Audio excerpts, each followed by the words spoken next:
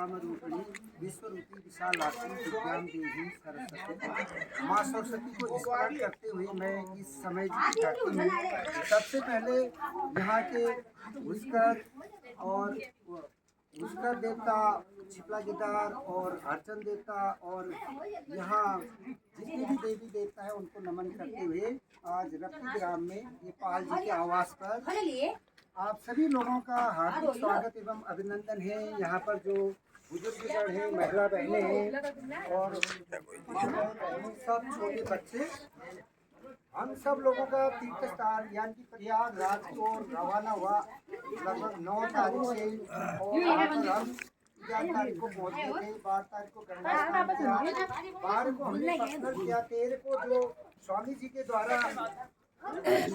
द्वारा जो बाजे गाजे वाले आए थे जंगली कनार से बरम से, उनका बाजा गाजा भी वहाँ पर देखने लायक बना। अपने पूरे देश में एक पहचान बनाई इन लोगों ने, अपने उत्तराखंड का नाम रोशन किया।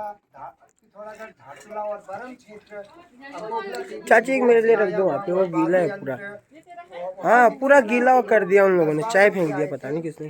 और 13 तारीख को गंगा में स्नान कर और 14 तारीख मकर संक्रांति का दिन था। उस दिन हम 2 बजे सुबह से ही गंगा स्नान के लिए संगम के लिए सब तैयार हुए। सुबह नहाना धोना किया, उसके बाद स्वामी जी के द्वारा एक एक गाड़ी करके 10-10 12-12 आदमियों के द्वारा हमें वहाँ पर ले जाया गया जहाँ से झांकियाँ निकलती हैं गंगा के लगभग एक ताल के किनारे पर, जहाँ अपने अखाड़े बने हुए थे।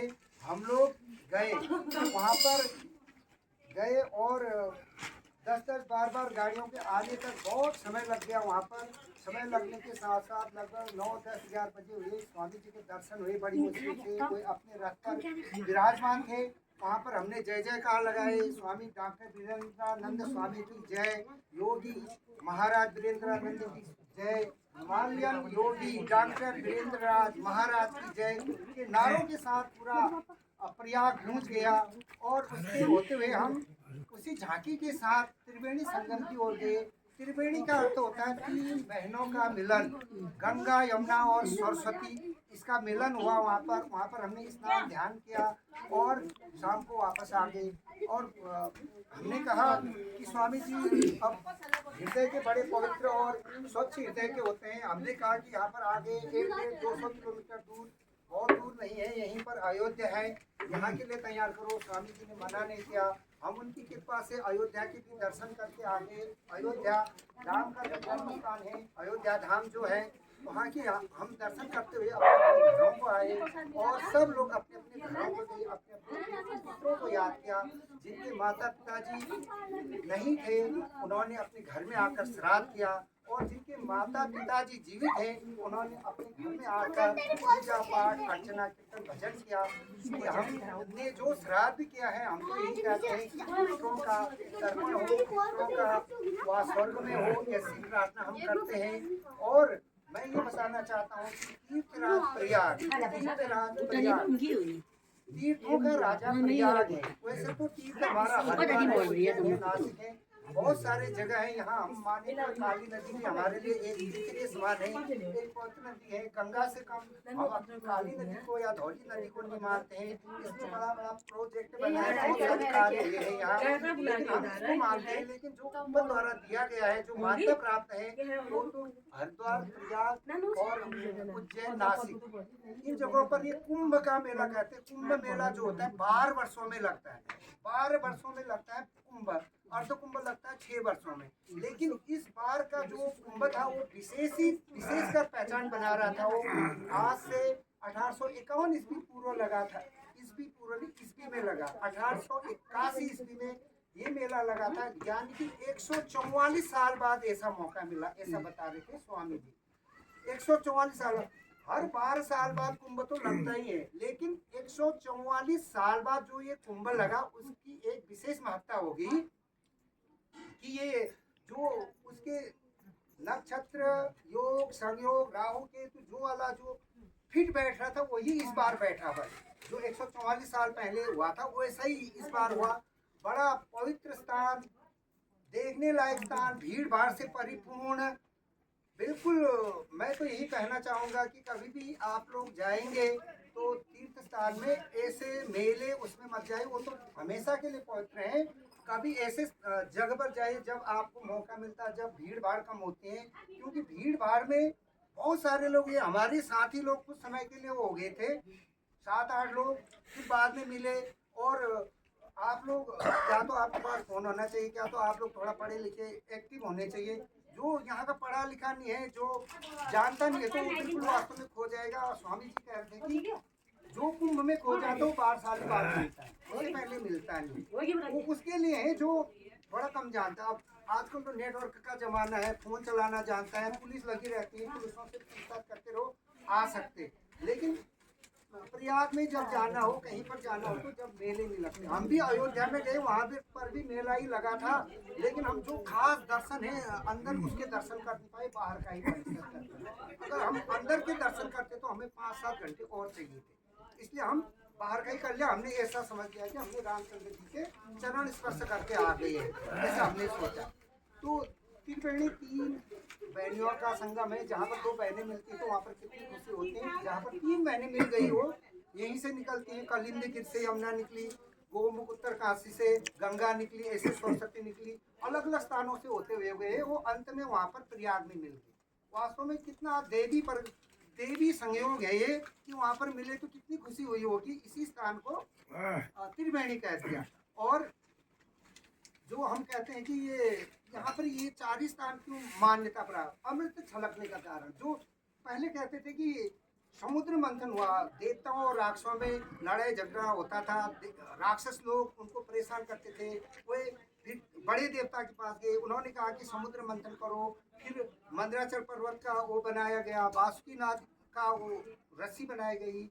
इस प्रकार से उसमें से 14 रत्न निकले कहते थे वहां से, जैसे अमृत, विष, चंद्रमा, कल्प वृक्ष, कामधेनु, ऐरावत हाथी, घोड़ा, ये बहुत सारे निकले, सुदर्शन चक्र ऐसे निकले। तो उसमें अमृत और विष से ही मतलब राक्षसों का संहार किया जा सकता था। विष दे के तो करेंगे हम, विष दे के करेंगे तो अब पहचाने कैसे।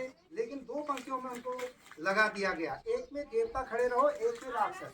तो एक राक्षस इतना चालाक निकला कि वो देवताओं की पंक्ति में खड़ा हो गया। बांटते बांटते देवताओं को तो पूरा अमृत मिल गया और राक्षसों को मिल गया विष। राक्षस तो मर गए, लेकिन एक जो राक्षस था तो देवताओं के पंक्ति में लगा था, उसे अमृत मिल गया। अमृत मिलने के कारण वो मर नहीं पाया। किसी को पता चला कि ये तो राक्षस है, उसका सर जो है उसको काट दिया गया, सर और धड़ अलग हो गए, उसके भी वो राक्षसी बन गया। वो तो मरना नहीं था, उसको राहु केतु। आज भी हम कहते हैं राहु केतु, सूर्य चंद्रमा उसके आसपास है, बृहस्पति में ही है। अभी भी हम पूजा करते हैं राहु केतु। वो राक्षस है, जबकि कुल में राक्षस जन्म में लिया है उन्होंने, और अमृत पीने के कारण हम उनकी पूजा करते हैं। कभी जाते हैं पूछने वाले को, वो कहता है तुम्हारे तो काम रुके हुए हैं, राहु केतु लगा है, तुम्हारी विद्या कम हो रही है, राहु केतु लगे हैं, तुम्हारा बंदा काम बिगड़ रहा है।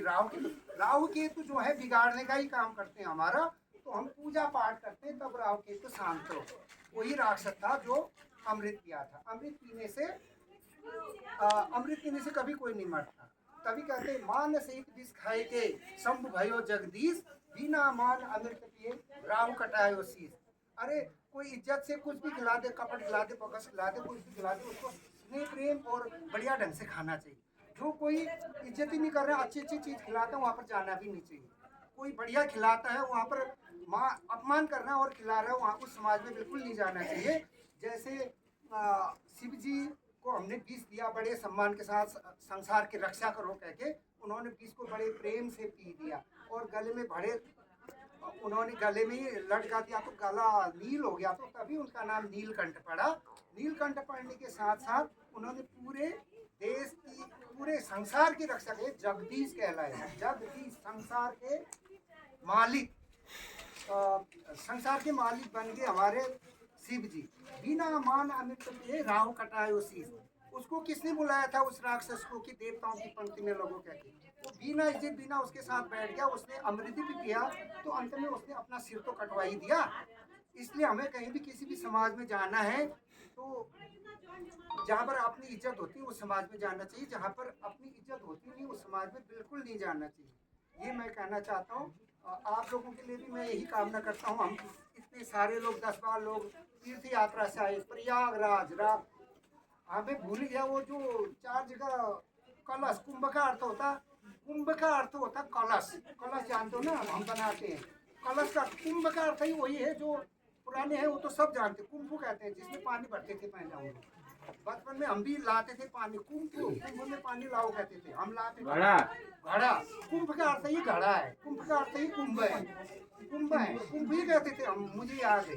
तो वो कुंभ है, उस कलश, वो कलश हो गया। कलश से जो अमृत छलका, तो तब ये जो 4 स्थान है बहुत पवित्र माने गए। तीर्थ तो सब अच्छे हैं, सुंदर है, लेकिन उनमें भी तीर्थों का राजा है प्रयाग, तीर्थों का राजा प्रयाग ही है। तो मैं यही कहना चाहता हूँ आप लोगों सब के लिए, मैं प्रार्थना यही करना चाहता हूँ कि आप सभी के घर में सुख शांति समृद्धि का आवास हो, किसी भी प्रकार का कष्ट न हो। आप लोग भी अपनी उन्नति दिन दूनी रात चौगुनी करें और भगवान का ध्यान करते रहे। इस समय जी की धरती में ध्यान करने से भगवान देंगे तो कुछ नहीं, लेकिन एक शांति मिलती है, अपने मन को एक शांति मिलती है और भगवान देते हैं। जितने आप भक्त रहोगे, हम भगवान को पाने के लिए हम प्रार्थना करते हैं कहाँ पर भगवान मिलेंगे। भगवान भी उसी के पास दौड़े आते हैं उसका सच्चा भक्त होता है। इसलिए हमें सच्चा भक्त और भक्तन होना जरूरी है। सुबह शाम दिया बत्ती तुलसी में अपना जल चढ़ाना, ये करना। जो आप मुझसे अधिक समझदार है, लेकिन मैं तो एक थोड़ा सा बोल रहा हूँ कि मोटिवेट करना, मतलब ऐसा हो सकता है क्योंकि आप लोग सब पुजारी हो। रपली गांव एक सब गाँव में सबसे सुंदर और अच्छा गांव और आदर्श गांव माना जाता है। यहाँ के लोग अच्छे हैं, यहाँ के लोग संगठित हैं, यहाँ के लोग आगे आगे तक पहुँचे हुए हैं। आज तक हमारे कास्ट में कोई डीएम तो कोई बना नहीं, हमने सुना भी नहीं है कोई बना करके। इसी गांव ने डीएम दिया है, इसी गांव ने बहुत सारे लोगों को दिया है। इसलिए मैं कहना चाहूँगा कि आप लोग भी उसी पीढ़ी का स्मरण करते हुए आगे बढ़े। आपकी जो संतति है, आने वाले बच्चे हैं, कोई भी यहाँ का अनुसरण करे, वो प्रेरणादायक स्रोत बने और डीएम साहब या कोई अन्य जो यहाँ के लोग बड़े बड़े हुए हैं उनका स्मरण करते हुए और प्रेरणा लेते हुए आगे बढ़े। यही मैं समय जी मैया और यहाँ के पार देवी नौ जितने भी हैं यहाँ छिपला के दार सबसे प्रार्थना करता हूँ कि ये गाँव हमेशा आगे बढ़ते रहे, यहाँ की महिला आगे बढ़े, यहाँ के नौयुवक आगे बढ़े।